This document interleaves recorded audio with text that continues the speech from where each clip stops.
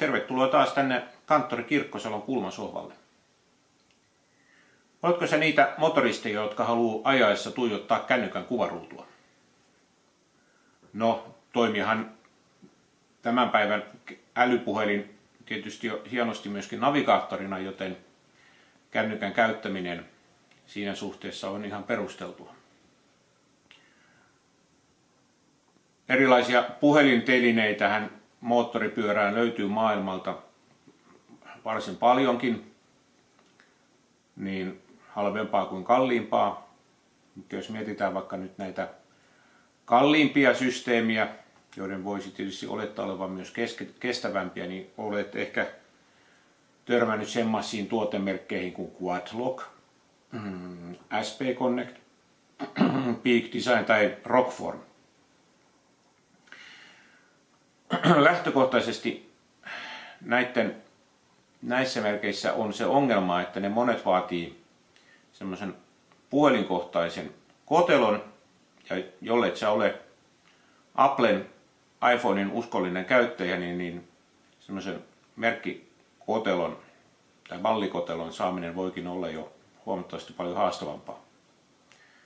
Toki näillä valmistajilla on myöskin tämmöisiä yleisviritelmiä, eli yleensä se tarkoittaa, että on tämmöinen tarrakiinnitteinen muoviläpyskä, joka sitten pistetään puhelimeen kiinni, mutta ainakin itse lähtökohtaisesti nämä kaikki tarrasysteemit tuntuu kyllä hieman epäluotettavilta.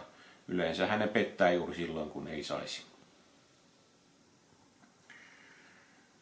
Sitten meidän FJR:n omistajilla on vielä sellainen haaste, että FJR:n ohjaustankohan ei ole semmoinen vakiopyöreä, vaan se on ihan oman muotoisensa. Ja sama koskee myöskin peilien varsia, eli tämmöiset universaalit tai yleistelineet on kyllä melko lailla siinäkin suhteessa jo suljettu pois kättelystä. Ei vaan saa kiinni yksinkertaisesti. No, keskiputkeen kiinnittäminen olisi tietysti yksi vaihtoehto, mutta jos sä olet reissaat ja käytät vähänkin isompaa tankkilaukkua, niin väitän kyllä, että se puhelin jää helposti kyllä sitten sen tankkilaukun taakse piiloon, joten sekään ei ole sitten mikään todellisuudessa semmoinen hyvä vaihtoehto. Mutta mä olen nyt löytänyt hiljattain ainakin sellaisen hyvän vaihtoehton, tai joka nyt tuntuu hyvältä, ja mä haluaisin nyt sitten esitellä sen teillekin. Katsotaan vähän tarkemmin, minkälainen tämä mun puhelinteline setup nykyään on. Eli tämä mun puhelinteline setup koostuu itse asiassa 2 valmistajan tuotteista. Sen pohjana on tämmöinen RAM-Mountsin kuula.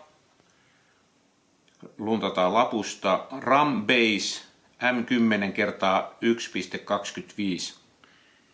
Ja mallityyppi tai millä löytyy RAM Berta 349U. Tää saadaan kiinnitettyä FJR:n kytkin jarrunestesäiliön vieressä olevaan reikään. Sitten sen lisäksi muut on tämmöinen Q-Mount-firman, eli tässä on tämä yksi jatkopala tai teline. Sen jälkeen on tämän Q-Mountin tämmöinen adapteri, palloadapteri. Tässä on siis se RAM-Mountin kuula ja sitten täällä on tämän Q-Mountin kuula. Ja sitten mulla on tässä värinän vaimennin, myöskin tämän Q-Mountin. Ja sitten tämä teline on siis sellainen, joka ei vaadi sitä puhelintelinettä omaa tai puhelinkoteloa. Eli systeemihän on se, että kun painaa, tuossa on tuommoinen pieni nappi, kun puhelin painaa kiinni, niin kulmat kiristyy ja kun tuolta painetaan, niin aukeaa. Eli käytännössä sitten kun mä pistän tästä kännykän tähän näin ja painan, niin silloin puhelin kiristyy, teline kiristyy puhelimen ympärille.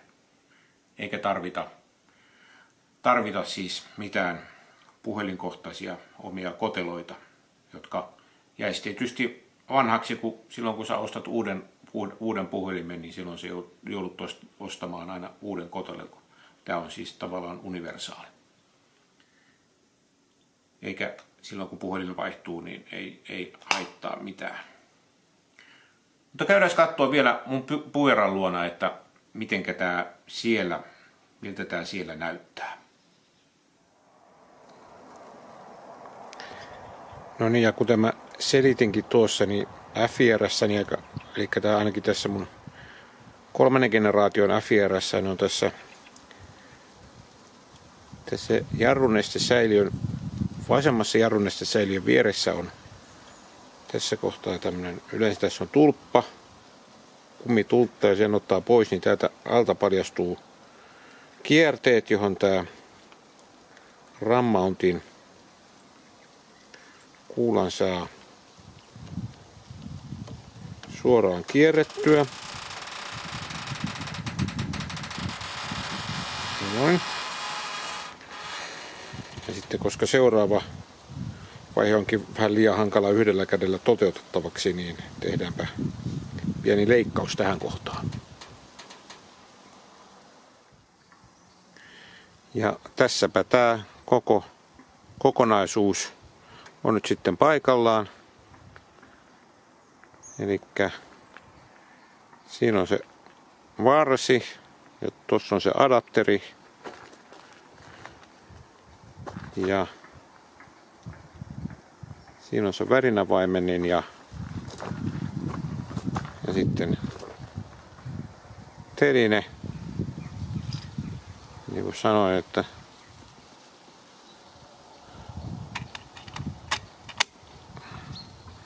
telineen puhelimen saa siihen kiinni ja nyt se on sitten sopivasti näkyvisellä. Mulla on puhelimen virransyöttöä. Mä en ole oikein semmoisten kiinteiden asennusten ystävä, niin mulla on nyt sitten virransyöttöön on myös tämmönen oma lievä patenttiratkaisunsa. Eli mulla on varastosta löytyy tämmönen vanha Backset Connectinin navigaattoriin tämmönen suojalaukku, joka mulla on, jos katsotaan täältä, niin kuinka hyvin me saadaan näkyviin. Se on kiinni tässä tää on ihan FIR:n oma siinä navigaattoriteline, mihin mä olen laittanut tän suojalaukun tai tän laukun kiinni, ja mulla on siellä